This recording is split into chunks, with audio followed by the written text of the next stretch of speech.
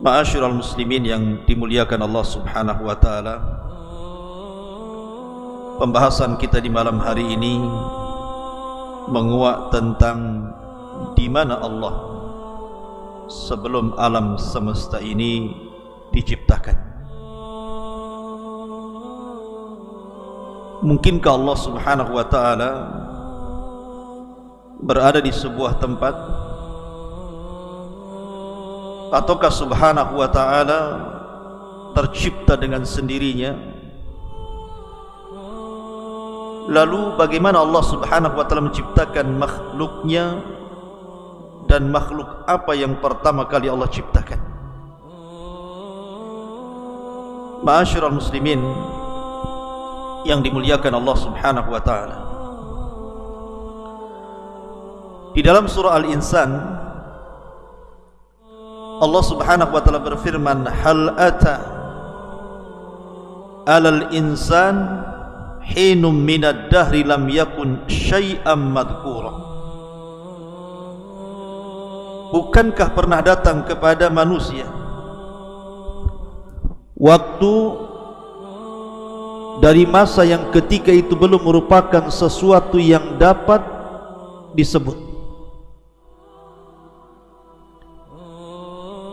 Dari ayat ini,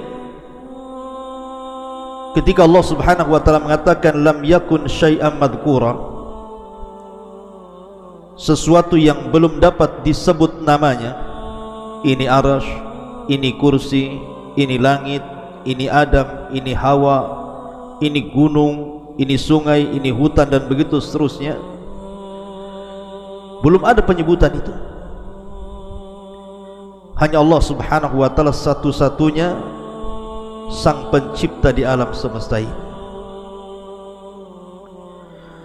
Ma'asyiral muslimin yang dimuliakan Allah Subhanahu wa ta'ala,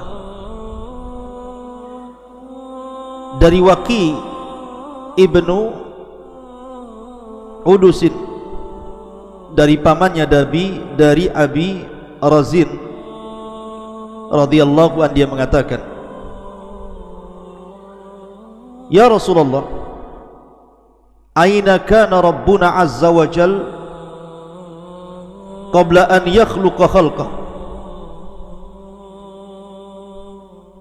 Dia berkata, ya Rasulullah, di manakah Tuhan kita yang maha mulia sebelum menciptakan makhluk-makhluknya? Maka Nabi SAW bersabda, kana fi ama'in ma tahtahu hawa wa ma fawqahu hawa thumma khalaqa arsyahu 'alal ma. Maka Nabi SAW bersabda, Allah berada di ama, di mana ama di bawahnya tidak ada udara, dan di atasnya pun tidak ada udara. Kemudian Allah Subhanahu wa ta'ala menciptakan arasy-Nya di atas air. Ma'asyiral muslimin yang dimuliakan Allah Subhanahu wa ta'ala, apa itu ama? Karena di sini Nabi SAW mengatakan bahwa Allah Subhanahu wa ta'ala berada di ama. Disebutkan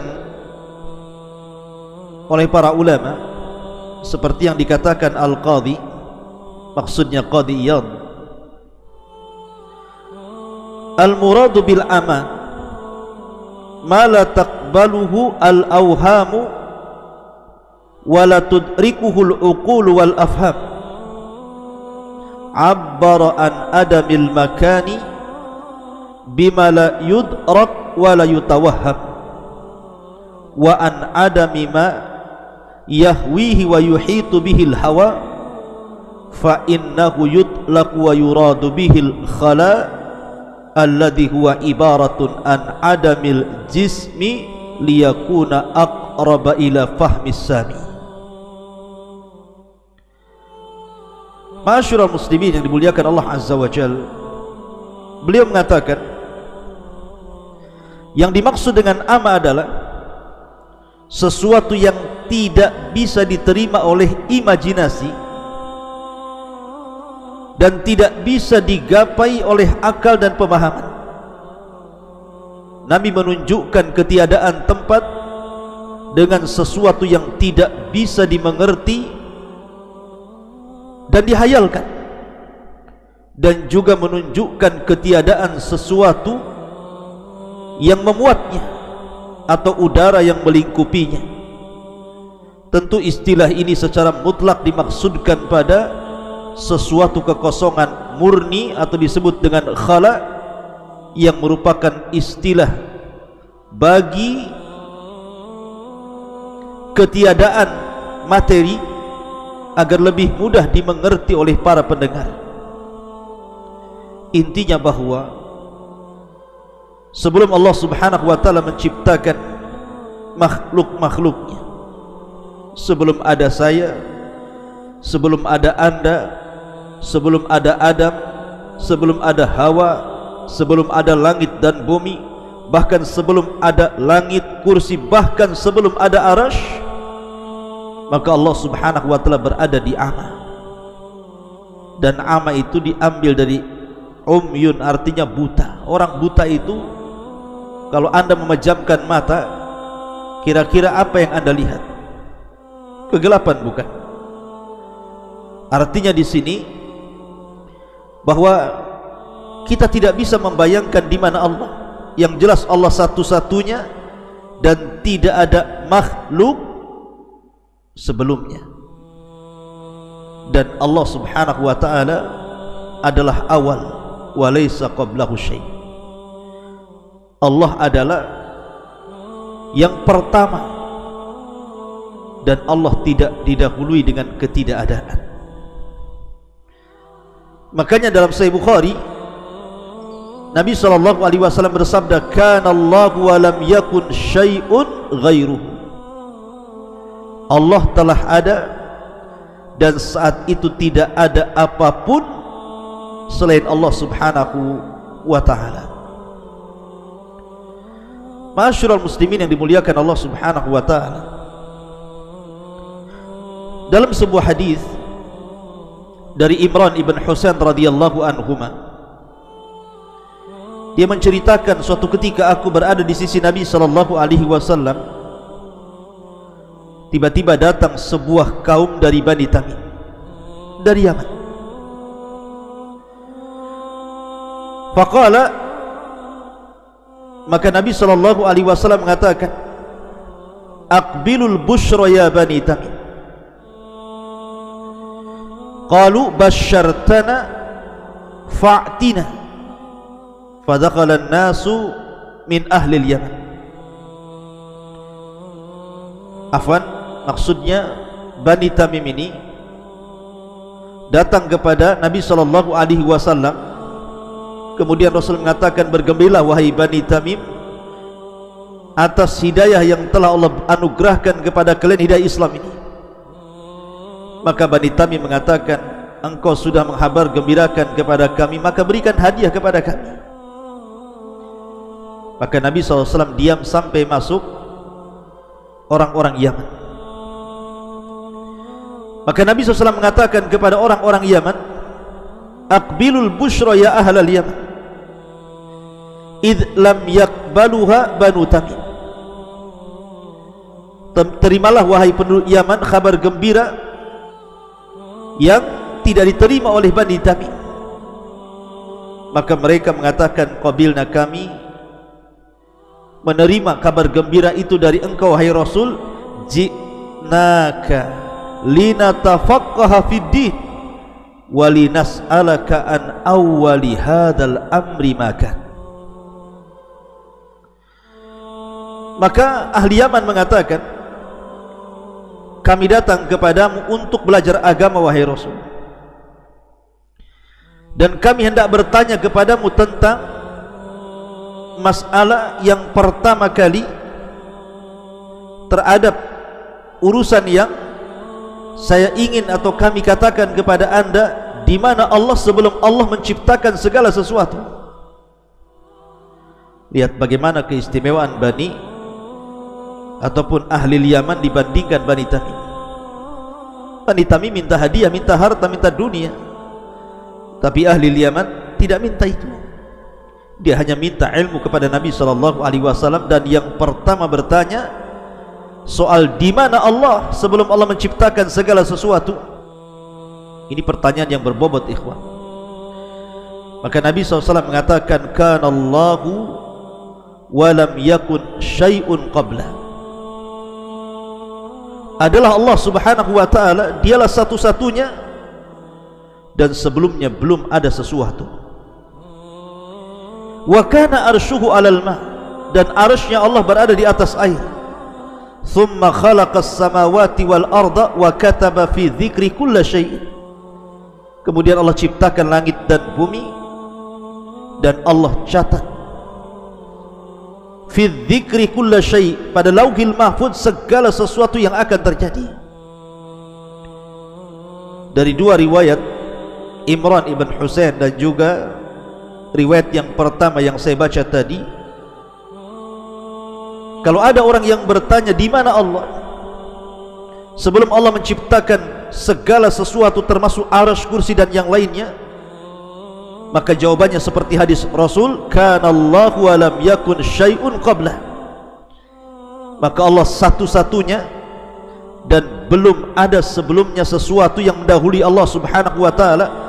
Dalam riwayat yang pertama, kana fil ama, dalam riwayat fis sahab, artinya Allah berada di ama, di kegelapan, di mana atasnya tidak ada udara, di bawahnya juga tidak ada udara, dan dia satu-satunya dan tidak ada yang bersyirikat dengan Allah Subhanahu wa ta'ala. Ma'asyiral muslimin yang dimuliakan Allah Subhanahu wa ta'ala, makanya kita teringat dengan doa Nabi sallallahu alaihi wasallam, Allahumma rabbas samawati sab'i wa rabbal arshil azim, rabbana wa rabba kulli syai'in, faliqal habbi wan nawa, munzilat taurati wal injili wal furqan, a'udzu bika min syarri kulli syai'in anta akhidun binasiyatihi, Allahumma antal awwal falaysa qablaka syai'un, wa antal akhir falaysa ba'daka syai'un, wa antal zahir falaysa fawqaka syai'un, wa antal batin falaysa dunaka syai'un, iqdi 'anna ad-din wa aghnina minal faqri, iqdi 'anna ad-daina wa aghnina minal faqri.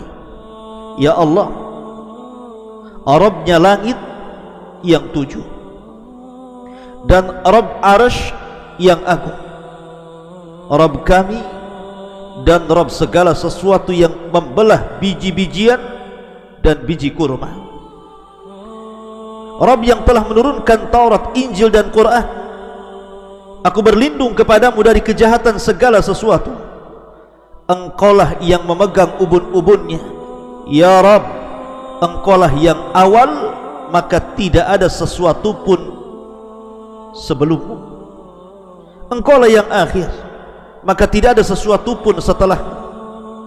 Engkaulah yang zahir maha tinggi, maka tidak ada sesuatu pun yang ada di atasmu. Dan Engkaulah yang maha batin, artinya maha dekat, maka tidak ada sesuatu pun yang lebih dekat darimu. Ya Rabb, lunasilah hutang-hutang kami dan cukupilah kami dari kemiskinan. Hadis dikeluarkan Imam Muslim. Di sini ada kata-kata Allahumma antal awwal falaysa qablaha syai'. Engkau adalah zat yang pertama kali dan sebelumnya tidak ada sesuatu. Sebelummu tidak ada sesuatu. Ia satu-satunya. Dia tidak tercipta dengan sendirinya, karena mustahil.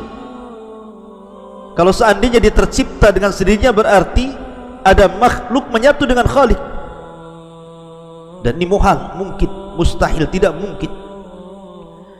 Ma'asyiral muslimin yang dimuliakan Allah Azza wa Jalla, baru setelah Allah Subhanahu wa ta'ala menciptakan makhluknya, dan pertama kali yang diciptakanlah arsy-Nya, kemudian qalam, kemudian Allah letakkan arsy-Nya di atas air, baru setelah itu Allah Subhanahu wa ta'ala menciptakan langit dan bumi fi sittati ayyam, selama 6 hari. Dalam hadis Abdullah ibn Mas'ud radhiyallahu anhu, Nabi sallallahu alaihi wasallam mengatakan, antara langit dunia dan langit yang kedua itu perjalanan 500 tahun. Langit yang kedua dan ketiga begitu juga 500 tahun perjalanan. Langit ketiga dan keempat juga sama, dan begitu seterusnya. Artinya agungnya Allah subhanahu wa ta'ala ketika menciptakan langit dan bumi ini, di mana antar langit saja jaraknya 500 tahun perjalanan. Bagaimana yang menciptakannya? Kemudian juga dalam riwayat Nabi sallallahu alaihi wasallam mengatakan kepada Abu Hurairah radhiyallahu anhu, ya Abu Hurairah, inna Allaha khalaqas samawati wal ardi wa ma bainahuma fi sittati ayyam. Wahai Abu Hurairah, sesungguhnya Allah telah menciptakan langit dan bumi dan di antara keduanya pada 6 hari. Tsumma stawa 'alal arsy yaumas sabi. Kemudian setelah itu Allah berada di atas ketinggian arsy-Nya pada hari ketujuhnya. Wa khalaqat turbata yaumas sabti. Allah ciptakan tanah di hari Sabtu. Wal jibala yaumal ahad. Dan Allah ciptakan gunung-gunung di hari Ahad.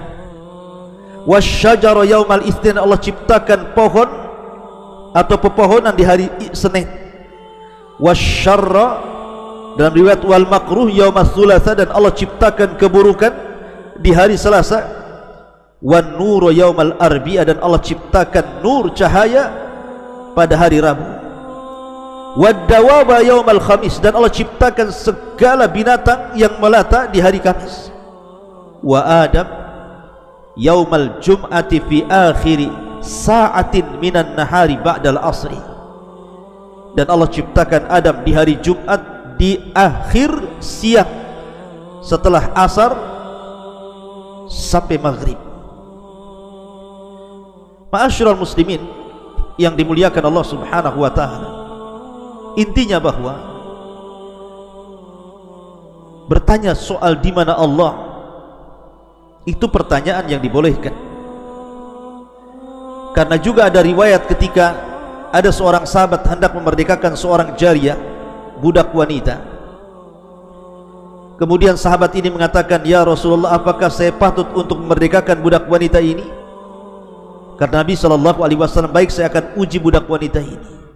Kemudian Nabi sallallahu alaihi wasallam mendekati budak wanita itu dan mengatakan, aina Allah? Di mana Allah? Maka budak wanita itu mengatakan, Allahu fis sama. Allah berada di atas ketinggian. Sama itu artinya secara bahasa ma fawqa ra'si fahuwas sama. Sesuatu yang di atas kepala itu disebut sama. Artinya Allah berada di atas ketinggian sana. Maka Rasul mengatakan, a'tikha fa innaha mu'minatun. Merdekakan dia karena dia seorang wanita mukminah. Artinya Nabi SAW bertanya, aina Allah? Di mana Allah?